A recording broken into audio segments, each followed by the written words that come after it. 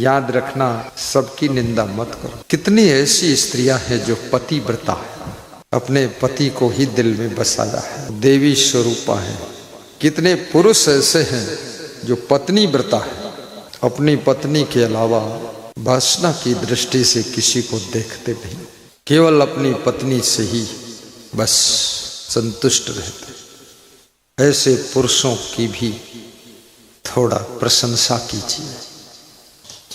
सबकी निंदा करने की आदत जिनकी हो जाती है, वे लोग स्वयं बुराइयों से भर जाते। कबीर साहब कहते हैं, वाणी के 3 अवगुण होते हैं, गाली देना, निंदा करना और झूठ बोलना। कितने लोग तो फालतू झूठ बोलते रहते हैं, वो झूठ बोलने से छपते ही नहीं, बहुत झूठ बोलते।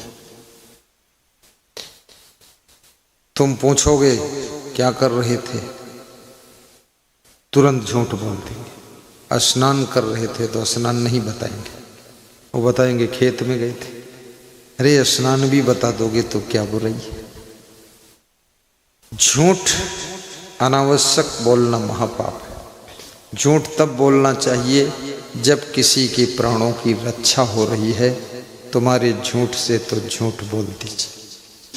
झूठ वहाँ बोलना चाहिए जहाँ लोग झूठ बोलकर तुमको झूठ में फंसा रहे हैं, तो उनके झूठ को काटने के लिए तुम झूठ बोल दो। कांटा को निकालने के तुम भी कांटा उठा लो, लेकिन अपनी पत्नी से भी झूठ, पति से भी झूठ, बेटा से भी झूठ, जानवरों से भी झूठ, गुरु से भी झूठ, झूठ में झूठ, इतना झूठ, कितना झूठ, जितना झूठ, दिन भर झूठ, रात भर झूठ, और झूठ है झूठ में मर गए। ये सब धर्म न दूसरे सती समाना, सेवा धर्म कठिन जग जाना। सेवा, यदि उन्नति करना चाहते हो तो सेवा शुरू कर दो। सबसे पहले अपने माता पिता की सेवा करो। यदि साधु बन गए हो तो अपने गुरु की सेवा करो। सेवा का मतलब ये नहीं कि पैर भी दबाते हो। सेवा का मतलब है अच्छा घर बनाओ ताकि अच्छे घर में माता पिता रहे। अच्छी गाड़ी लाओ, कार में बिठाकर उनको सत्संग में ले जाओ। कंधों पर लाद करके तीर्थों की स्नान करवाया था श्रवण कुमार ने अपने अंधे माता पिता। तुम कंधे पर मत लादो, ये ढोंग मत बनाओ। तुम तो बस कार में बिठा कर ले जाओ और सत्संग के तीर्थ में अपने माता पिता, दादा दादी को स्नान कराता।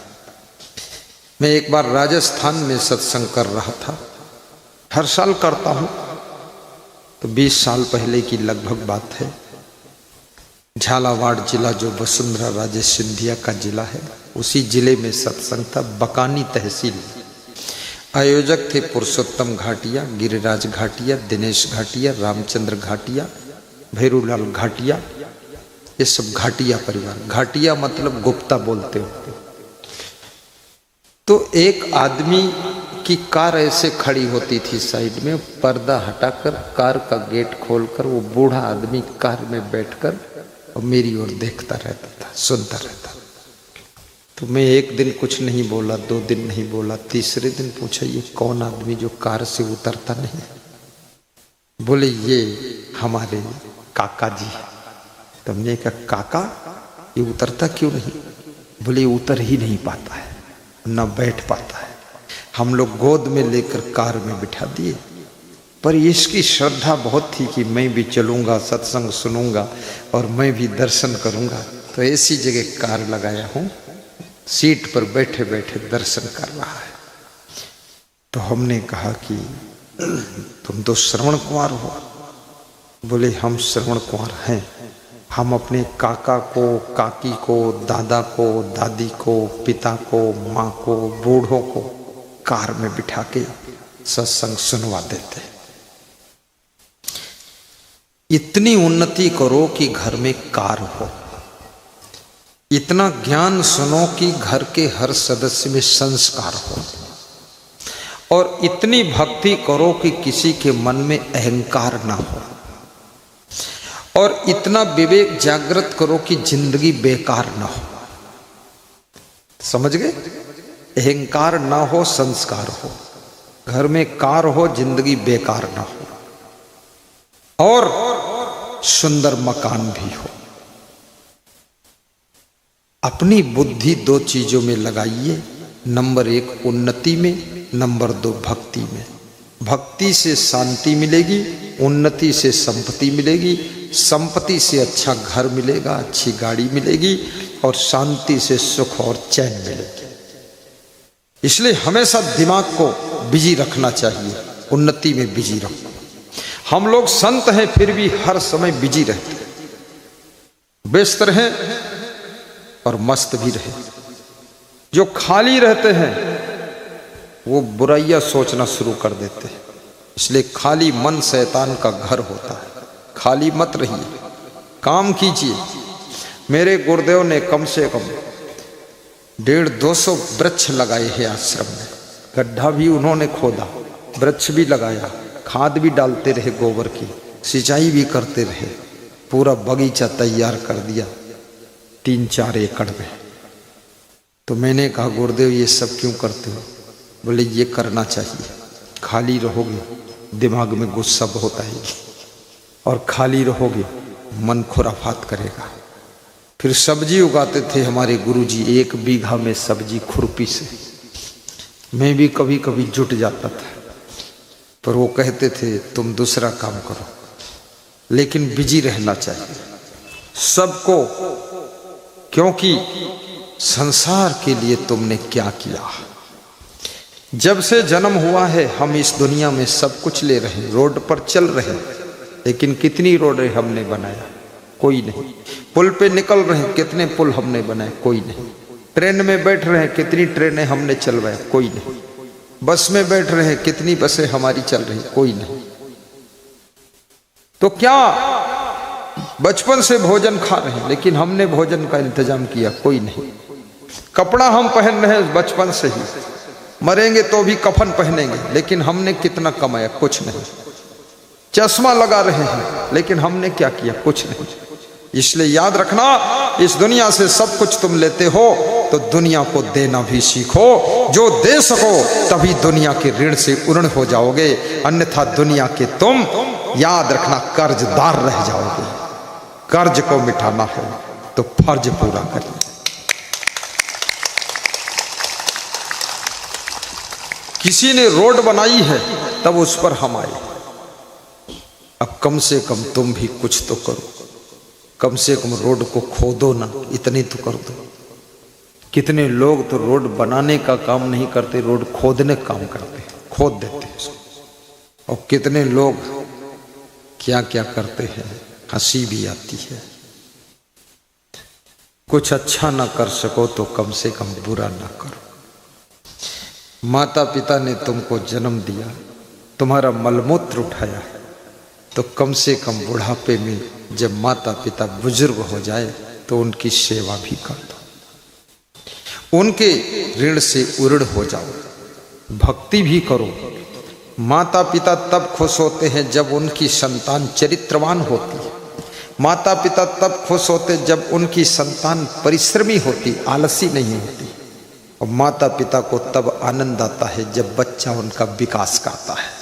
माता पिता जब खुश होते हैं जब उनका बच्चा सत्संगी होता है, शाकाहारी बनता है, दारू नहीं पीता है, और बच्चा देवी देवता जैसे बेटा बेटी रहते हैं, तो माता पिता का दिल गदगद हो जाता है।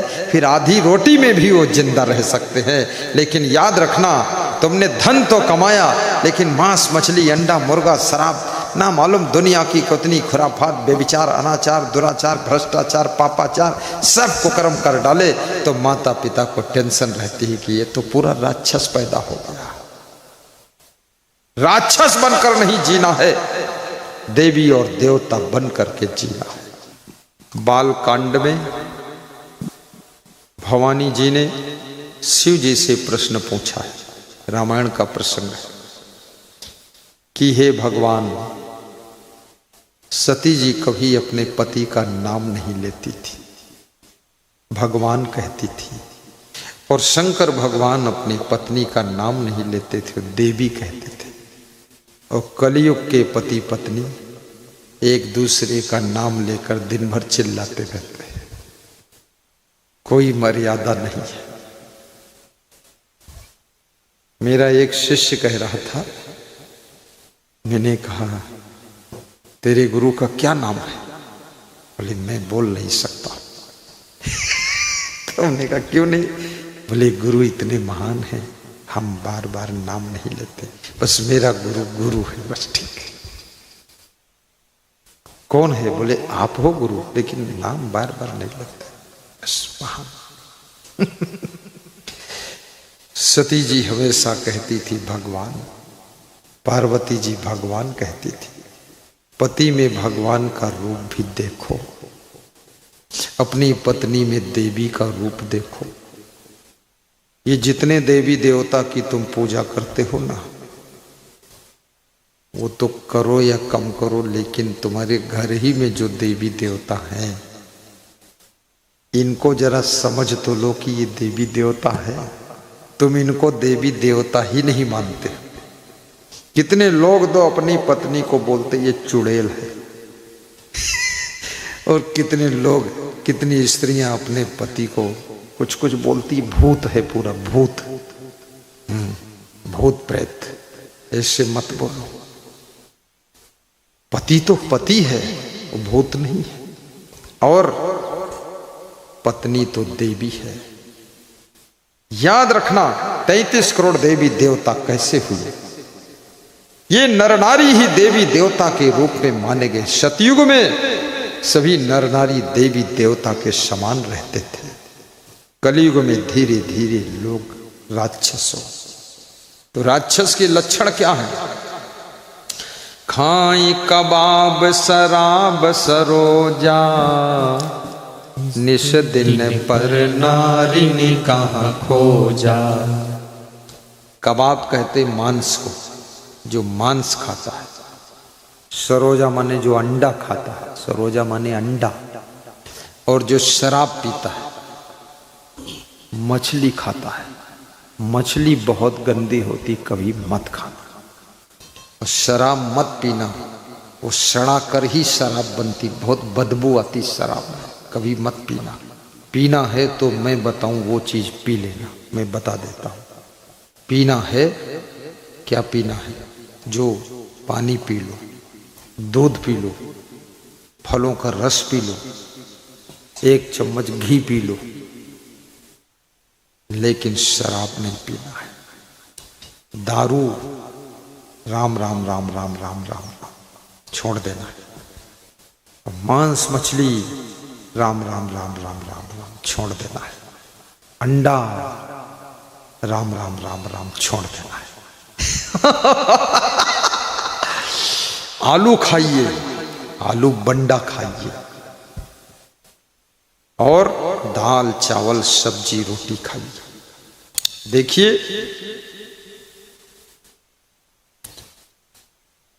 निष्दिन पर नारीन कहाँ खोजा। और जो दिन रात पराई स्त्रियों की खोज में रहता है, शंकर भगवान कहते वो राक्षस है। एक पत्नी व्रत, एक पति व्रत का पालन करें। एकादशी व्रत, पूर्णिमा व्रत, मंगल व्रत, ये व्रत, वो व्रत, अमावस्या व्रत, सभी व्रत एक पत्नी व्रत, एक पति व्रत में समा जाते हैं। इसलिए याद रखना, साधु के लिए सबसे बड़ा व्रत है ब्रह्मचर्य व्रत, दूसरा कुछ नहीं, ब्रह्मचर्य व्रत। जब से साधु बने हो, किसी माता बहन को स्पर्श मत करना। छूना मना है, छुआ तो नहीं, छूना मत। शुद्ध वो साधु हंस रहा, छूना मना है। माता बहन में देवी का रूप देखो, मां का दर्शन करो। मात्रवत परदारेश पर द्रव्येश लोष्ठवत आत्मवत सर्वभूतेश यह पश्यत सा पंडिता। साधु वह है जो हर नारी में मां का रूप देखता है, दूसरे के धन में मिट्टी का ढेला और पत्थर का रूप देखता है, और अपनी आत्मा के समान दुनिया की समस्त आत्माओं को देखता है। उसी को महान संत कहते हैं, और वही सबके जीवन में बसंत लाता है और दुखों का अंत करता है। बोलिए सद्गुरु भगवान की जय, आज के आनंद की जय। साधु बन गए।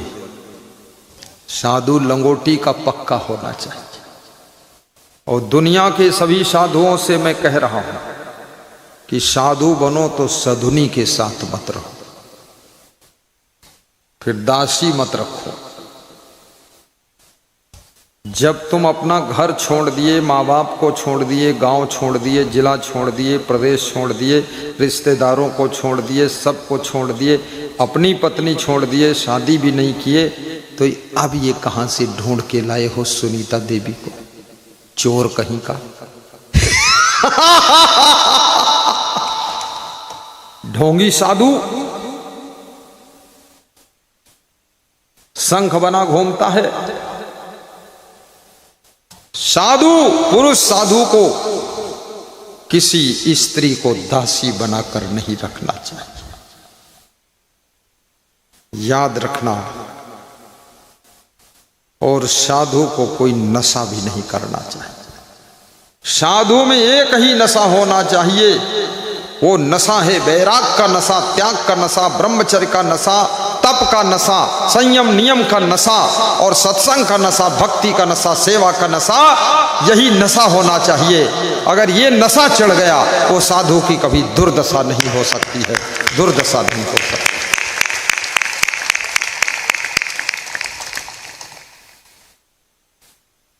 कितना नकली साधुओं ने असली साधुओं को भी बदनाम कर डाला। चुट्टा कहीं का फालतू काम करता है। जिसका मन नहीं रुकता है, गृहस्थ बन जाइए, गृहस्थ आश्रम में जाइए, सदगृहस्थ बन जाइए, भक्ति करो, पत्नी पत्नी प्रेम से रहो, राम लक्ष्मण भरत शत्रुघ्न को जन्म दो,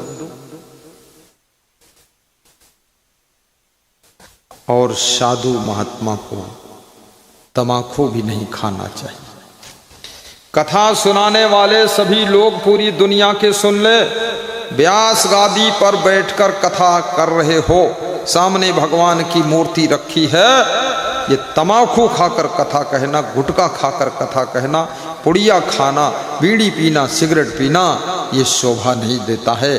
जिस मुख से भगवान की कथा कह रहे हो, उस मुख से अब सिगरेट, बीड़ी, पुड़िया, गुड़ाकू कैसे खा रहे हो? शर्म नहीं लगती है? बोलते हो मैं कथा व्यास हूं, और बोलते हो व्यास गादी पर कोई और बैठ नहीं सकता, मैं ही बैठ सकता, तमाकू थूकूंगा। उधर कथा व्यास गादी से मैं बैठूंगा। जो तंबाकू नहीं खाता है, नशा नहीं करता है, ब्रह्मचर्य से रहता है, उससे बड़ा कोई पंडित नहीं, उससे बड़ा कोई ब्राह्मण नहीं। जो जितेंद्रिय है वो ब्राह्मणों का ब्राह्मण होता है, इसलिए उसको व्यास गादी पर बैठकर सबकी प्यास बुझाना चाहिए। ये क्या लफड़ा पाल रखा है, बकवास। पुराणों में ब्राह्मण की परिभाषा बताई गई है। जितेंद्रिय धर्म परा स्वाध्याय निर्ता शुचि काम क्रोधो वसो यस्य तम देवा ब्राह्मणम विदु समो दमस्तपः शौचम शांति आर्जवम ज्ञान विज्ञानम आस्तिक्यम ब्रह्म कर्म स्वभावजम यस्य सर्वे समारंभा काम संकल्प वर्जिता ज्ञाना दग्ध कर्मणम तमाहु पंडितम बुधा। जो जितेंद्रिय है वो ब्राह्मण है। जो धर्म प्राण है, धर्म के काम करता, धर्म के पथ पर चलता, वो ब्राह्मण है।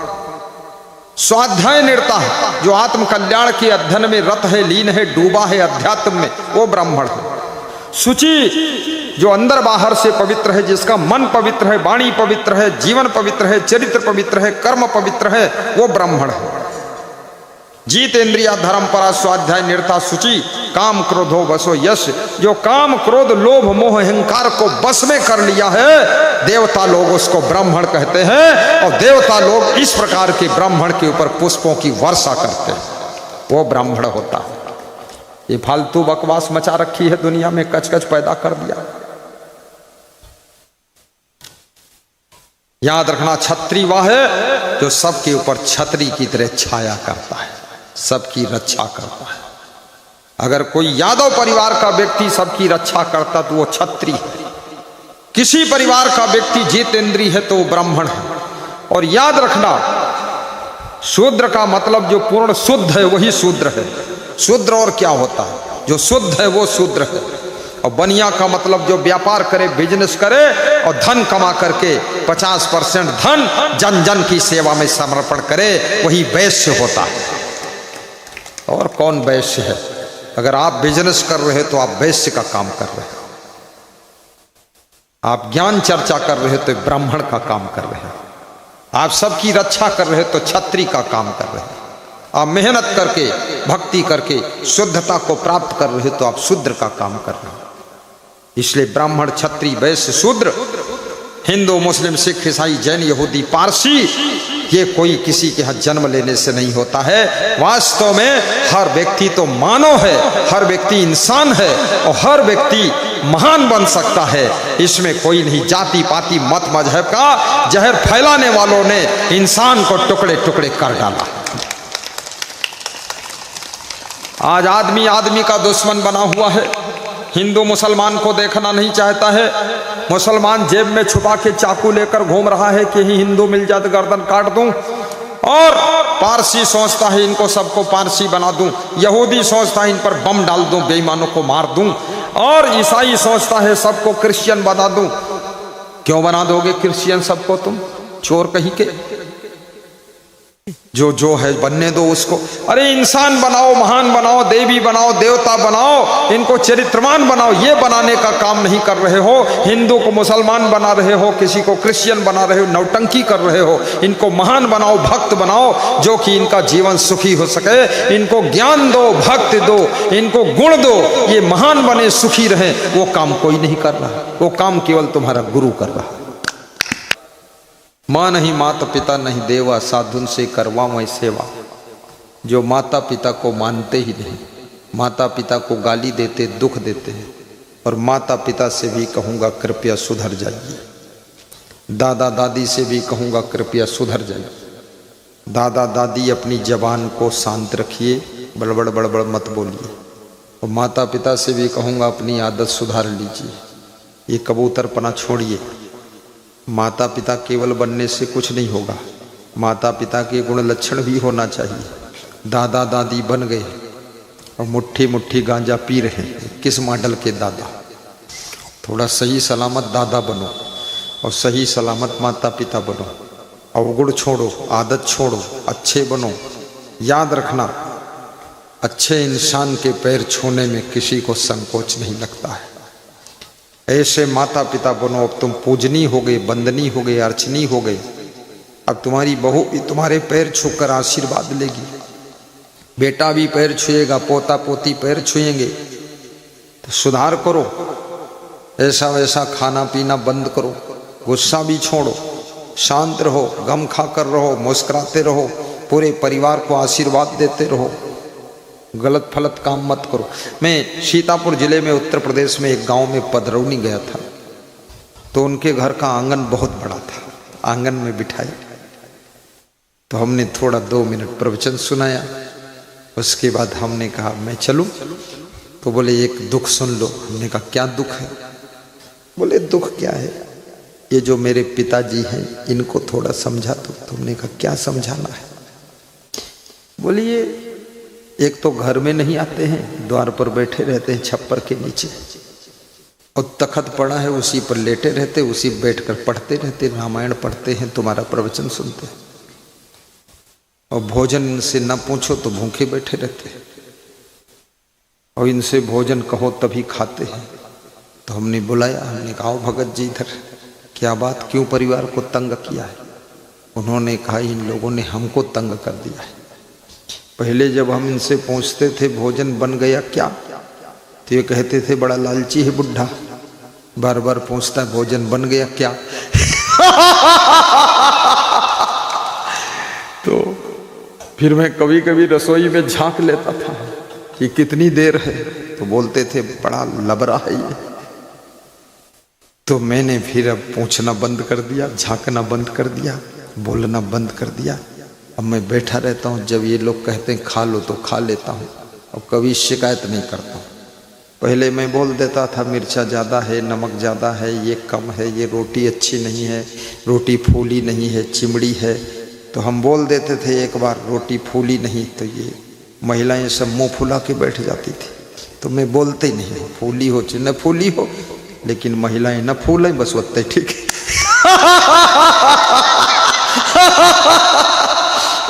बोले हम ऐसा ही खा ली थे, वो पूछेंगे तभी खाऊंगा, नहीं तो भूखा बैठा रहूंगा, व्रत ले लेता। हमने कहा और, तो बेटों ने कहा ये किसी को डांटते भी नहीं, कुछ कहते ही नहीं है, बस सवेरे उठते हैं, द्वार पे झाड़ू लगा देते हैं, गोबर उठा देते हैं, हाथ पांव धो लेते हैं, फिर रामायण शुरू। तो हमने कहा कुछ कहते नहीं किसी को। बोले पहले हम डांटते थे लड़कों को, तो ये लड़के कहते थे पागल हो तुम, हमको पागल बताते थे। और एक लड़का तो मैंने डांट दिया था, भाग गया था, 1 महीने बाद लौट कर आया था, तो हमने डांटना बंद कर दिया। अब मेरी उम्र भी गुरुजी 70 साल है, अब थोड़ा समय बचा है, जिंदगी शांति से जी लूँ, इनके पचड़म फालतू डांट फटकार से भी छुट्टी ले ली। अब जिसका लड़का है वो डांटे, अपना समझे, हमारा काम खत्म हो गया, पोती पोता हो गया, अब मैं सुखी हूँ। बोले रामायण पढ़ता रहता हूँ, आपका प्रवचन सुनता रहता हूँ, अब बड़ा सुखी हूँ, संतोष पूरा है। संतों संतोष सुख है, रहो तो हृदय जुड़ा। हर व्यक्ति को संतोष भी रखना चाहिए। गोधन गज धन बाज धन और रतन धन खान, जब आवे संतोष धन सब धन धूर समान। संतोष, सास ससुर को भी संतोष में डूबे रहना चाहिए, माता पिता भी संतोष करें, पति पत्नी भी संतोष रखो। तुम्हारे सभी दुखों को खत्म करने वाला संतोष है। जिसके पास संतोष है उसको कोई दुख नहीं। संतोष करो। बच्चों को भी संतोष रखना चाहिए। जुआ मत खेलो। होली में कितने लोग सोचते हैं ये जुआ खेलने के लिए होली है। यहाँ एक दुकान लगी है, उसमें लोहे का गोल घेरा लेकर बच्चे फेंकते हैं, और तख्त पर कुछ रखे हैं नंबर, उसमें गिरता है। अगर वो नंबर फंस गया तो जुआ लग गया, और नहीं फंसा तो पैसा चला गया। तो 5-6 बच्चे सुबह जुआ खेल रहे थे, मैं ऊपर खिड़की से झांक रहा था 3री मंजिल से। तो जितने फंदा फेंके सब में हार गए जुआ, कोई सफल नहीं हुआ। मैं निवेदन करूंगा जुआ मत खेलो। आपके भाग्य में जो है मेहनत करके कमाइए। जुआ खेल करके रातों रात करोड़पति नहीं बनोगे, रोडपति हो जाओगे, रोड पर आ जाओगे, सड़क छाप हो जाओगे। इसलिए जुआ मत खेलिए और शराब मत पीजिए। प्रसन्न भी रहिए, और होली में भक्ति का रंग एक दूसरे पर चढ़ाइए। तो मैं आपसे निवेदन करूंगा कि उम्र बहुत हो गई है, अब थोड़ा अपने आप को भी चेंज करिए। बहुत हो गया, बहुत गई थोड़ी रही, थोड़ी हो अब जाए, अब कहे नाट सुननाई का ताल।